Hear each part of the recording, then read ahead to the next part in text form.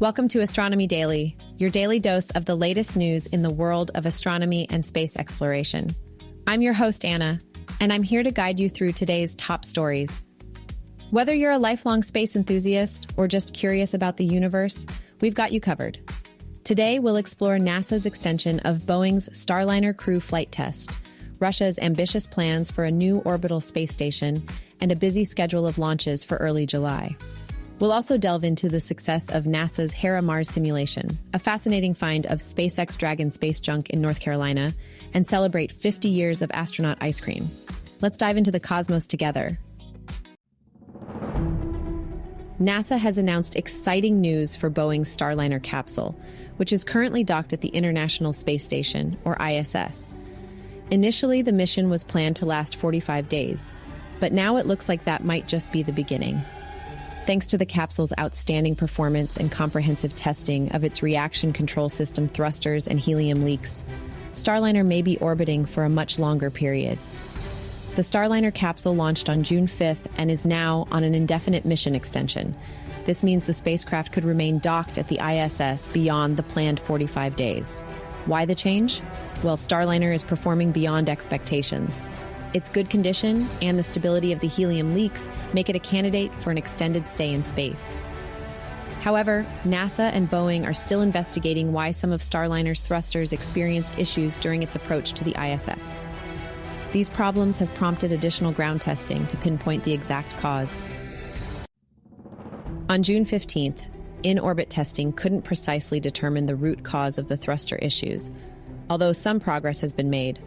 The helium leaks have been stabilized, and most of the problematic thrusters have been deemed safe for use. Out of Starliner's 28 thrusters, 5 experience malfunctions, but only 1 will remain offline for the remainder of the mission. This added time in orbit allows engineers to gather critical data for future service module design improvements, which will be necessary for more extended missions planned for as soon as 2025. Steve Stitch, the manager of NASA's Commercial Crew Program, remarked that the original 45-day limit was constrained by the crew module batteries of Starliner, which are now being recharged by the ISS. Therefore, the risk for the second set of 45 days is no different from the first set. The significance of this mission lies in its role as the crew flight test, CFT, which is essentially a litmus test for Starliner's future missions. This capsule has the potential to stay in orbit for as long as 210 days once it's fully operational. The current mission is pivotal because it's only the spacecraft's third venture into space, and its first with astronauts. Before this flight, the battery's efficiency was tested on the ground, and no problems were found. Now, the performance in flight will give NASA real-time data that is crucial for planning future missions. Starliner's current crew comprises 2 seasoned NASA astronauts, Butch Wilmore and Suni Williams, who bring decades of experience to this test flight. They've been instrumental in operating the spacecraft and providing real-time feedback. Both astronauts have rich backgrounds as test pilots, which have proven invaluable for assessing Starliner's performance in space. With the extra testing and analyses being conducted at the White Sands Test Facility in New Mexico, there's a hope that any lingering issues can be resolved comprehensively. The ground tests are aimed at duplicating how the thrusters performed during the flight and docking, allowing engineers to understand better why these elements misbehaved. In the meantime, Wilmore and Williams are not just sitting idle. They are actively supporting other ISS astronauts with a variety of tasks, from orbital plumbing to organizing the permanent multipurpose module, and even working on the Japanese experiment module. This is not Starliner's first dance with space. Its first 2 missions were uncrewed, with the initial attempt in December 2019 not reaching the ISS due to computer glitches, and the second mission in May 2022 encountering similar thruster issues. This mission aims to resolve those issues, setting the stage for longer, more routine missions. In summary, the extended stay of Boeing's Starliner capsule at the ISS marks a significant achievement in spacecraft testing and safety. As both NASA and Boeing continue to analyze and resolve the issues, we can look forward to a future where regular 6-month rotations using the Starliner could become the norm. This mission stands as a testament to the advancements and resilience in space exploration, bringing us closer to a future where space travel becomes a regular occurrence. Russia is setting ambitious goals to advance its space program, with plans to construct a new orbital space station by 2030. Roscosmos, the Russian space agency, has officially laid out a detailed timetable for the creation of a 4-module core, which will serve as the foundation of this new orbital endeavor. This new station marks a pivotal shift as Russia aims to pursue space exploration independently, breaking away from its long-standing collaboration with the International Space Station. The initial development stages are set to commence with the launch of the first scientific and energy module in 2027. By the year 2030, the plan is to add 3 more modules, creating the core structure of the space station. Between 2031 and 2033, 2 additional modules will be incorporated, further expanding the station's capabilities.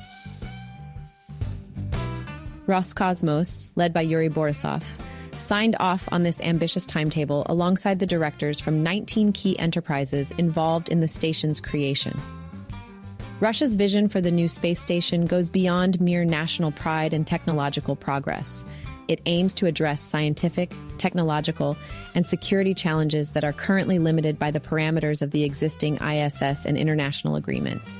For decades, Russia has been a vital partner in the ISS, working closely with the United States and other nations.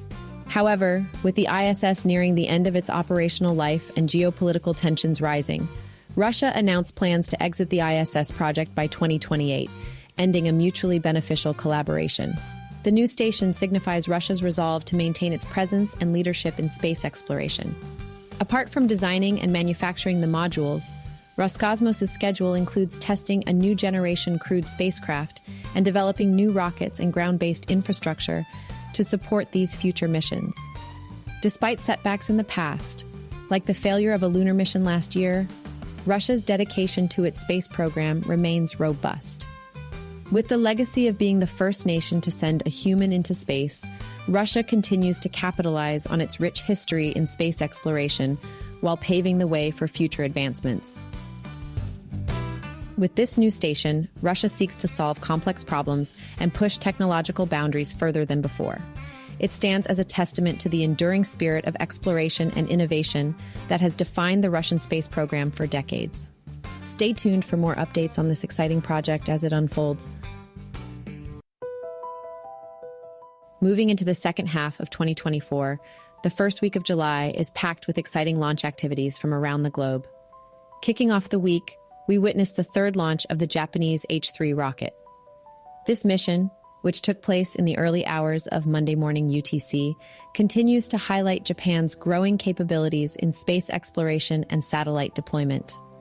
Next in line, SpaceX is gearing up for 2 Starlink missions, pushing the number of Starlink satellites launched to over 6,700. These missions are scheduled to lift off in quick succession, providing an enhanced internet service with global coverage. The first mission aims for a Wednesday launch from Cape Canaveral Space Force Station. The second follows closely, set to launch from the Vandenberg Space Force Base in California. These new satellites will strengthen SpaceX's already robust Starlink constellation, bringing internet access to even more remote areas of the world. China also has a busy schedule this week with 2 significant launches. First up is the flight of the Hyperbola 1 rocket by iSpace, which has now been moved to Friday. This mission will mark the first flight of the year for this particular launch vehicle. Immediately following, China will launch another mission with their Chang'e 6A rocket. Both missions promise to further underline China's rapid advancements in space technology and their commitment to expanding their satellite network. Adding to the week's activities, SpaceX is preparing to launch Turkey's first large communication satellite, Turksat 6A, on Monday. This mission is notable not just for its payload, but for marking Turkey's entry into the high-stakes world of advanced communication satellites. The satellite will enter geostationary orbit, providing extensive data relay capabilities over Europe, the Middle East, and much of Asia. Moreover, we're keeping an eye on Firefly Aerospace, which had originally planned to launch its Alpha rocket on Tuesday night from Vandenberg Space Force Base. Known as the Noise of Summer mission, this launch has now been postponed. The mission aims to deliver an array of CubeSats to orbit under NASA's Venture Class Launch Services Demonstration 2 contract, supporting educational and nonprofit organizations with an interest in space exploration. In a remarkable milestone, this week also marks the first anniversary of the final flight of an Ariane 5. Its successor, the Ariane 6, is now primed for its maiden launch next week. This launch will be a significant event for the European Space Agency, heralding a new era of European space capability. One of the more dramatic events this week involves Space Pioneer's Tianlong 3 rocket. During a static fire test, the first stage of the rocket unexpectedly lifted off the pad and was destroyed shortly after. This incident dealt a setback to the Chinese company, which had been targeting an orbital launch in the coming months. Despite the mishap, Space Pioneer remains committed to advancing their rocket technology. As we take stock of the first half of 2024, global space activity has remained robust. We saw 124 orbital launch attempts carrying 14 crew members and over 1,330 payloads into orbit. The United States and China accounted for the lion's share of these launches, with SpaceX alone responsible for more than half of all launches from the US. Their ambitious goal for 2024 remains to conduct 148 launches, an objective that still seems within reach if they maintain a consistent launch pace. One standout moment was the Falcon 9 Block 5 booster from SpaceX, which reached a milestone of 22 flights during a recent mission from Cape Canaveral. The booster's continued reliability underscores SpaceX's success in rocket reusability, making space more accessible and cost-effective. As we look forward, the pace and scale of launches worldwide signal a thrilling second half of 2024. Each mission, whether it's deploying satellites, testing new rockets, or sending supplies to the ISS, brings us closer to the boundless possibilities of space. Stay tuned to Astronomy Daily for updates on these and other exhilarating space missions. NASA's Hera crew recently wrapped up a 45-day simulated Mars mission, and the results have been nothing short of groundbreaking. 4 courageous explorers, Jason Lee, Stephanie Navarro, Sharif Al-Ramaithi, and Piyumi Wijesakara, undertook this mission, testing the edges of human endurance and collaboration within NASA's Hera habitat at the Johnson Space Center in Houston. Their mission, part of Hera's Campaign 7 Mission 2, is a pivotal step forward in understanding how future astronauts might react to the isolation and confinement of deep space travel. Throughout the mission, the Hera crew engaged in various operational tasks and participated in 18 human health studies. These studies delved into behavioral health, team dynamics, and human system interfaces. Significantly, 7 of these studies were collaborative efforts with the Mohammed bin Rashid Space Center of the UAE and the European Space Agency. The rigorous experiments assessed the crew's physiological, behavioral, and psychological responses, mirroring the conditions they might face on a real mission to Mars. As the mission drew to a close, the crew watched real footage from the Artemis 1 mission to simulate their re-entry and landing experience. This innovative approach helped them mentally transition from their 45-day seclusion back to the reality outside the simulated habitat. Hera Operations lead Ted Babbitt marked the successful completion of the mission by ringing a bell outside the habitat 9 times, 7 for the campaign and 2 for the mission. Babbitt's ceremonial act included presenting the crew with their mission patch, which they proudly placed on the door of the Hera habitat. Babbitt proclaimed wishes for a safe passage to Mars and a safe return to Earth, emphasizing the importance of the lessons learned and the hope they bring for future missions. The crew expressed heartfelt gratitude to everyone involved, rallying thanks to NASA and the Mohammed bin Rashid Space Center, the Hera Mission Control Center, NASA's Human Research Program team, the Analog Mission Control, medical teams, and their friends and families. Wijesakara summed up the experience by calling it one of the best she's ever had and lauding her crewmates for making it memorable and enjoyable. A highlight of the mission was a live Q&A session with students, held just 3 days before the crew's egress. About 200 students gathered at Space Center Houston's theater to quiz crew members Al-Ramaithi and Wijesakara. They discussed the importance of team dynamics, how they adapted to unexpected situations, and the coping mechanisms they developed for isolation. When asked why she applied for the mission, Wijesakara explained her motivation to help NASA collect data that would aid future long-duration space flights, highlighting its usefulness for the Artemis missions and potential Mars expeditions. Inside the Hera habitat, mealtimes became bonding opportunities where the crew shared stories, laughter, and mutual support. Sakara advised the students on the importance of spending time with one's crewmates and being a good listener to build strong teams. Al-Ramathi pointed out that personal items, books, and board games provided mental comfort during their isolation, while the hum of instruments running became white noise to the crew. The crew had unique experiences, such as performing spacewalks and flying drones on Mars through virtual reality. The habitat's window screens displayed simulated views of space and the Martian landscape, enhancing the sense of immersion. Challenges faced within the analog environment, like communication delays, instilled valuable lessons in teamwork, patience, and planning. The crew utilized a 3D printer to resolve equipment issues, and they had a contingency plan for outside emergencies. Daily medical evaluations and nutrition-specific meal plans were also pivotal components of their experience. The addition of hydroponically grown lettuce and 4 pet triops shrimp named Buzz, Alvin, Simon, and Theodore provided both sustenance and a bit of levity. Reflecting on the simulation, Al-Ramathi mentioned that they became more disciplined and efficient in their daily activities. Both crew members underscored the vital lesson of teamwork and communication, sharing advice on pushing for one's dreams, never hesitating to seek help, and the importance of continuous learning. NASA's Hera Mars simulation has provided invaluable insights into human endurance and teamwork, crucial for the planning and execution of future deep space missions.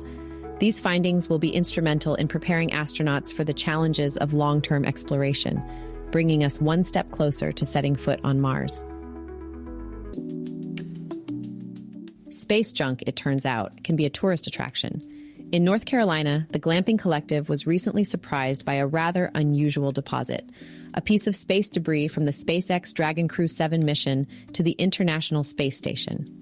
On May 22nd, a member of the collective's landscaping crew stumbled upon the debris about a half-mile up their Sunset Summit trail. Excited about this unexpected discovery, the organization posted, "The debris was discovered about a half-mile up our Sunset Summit trail. We invite you to come experience this yourself." The Glamping Collective is well known as an excellent stargazing location, and this newly found piece of space history adds an intriguing twist to their offerings. The Milky Way galaxy can even be seen around our fire pits or on the Sunset Summit Trail on clear summer nights, they noted.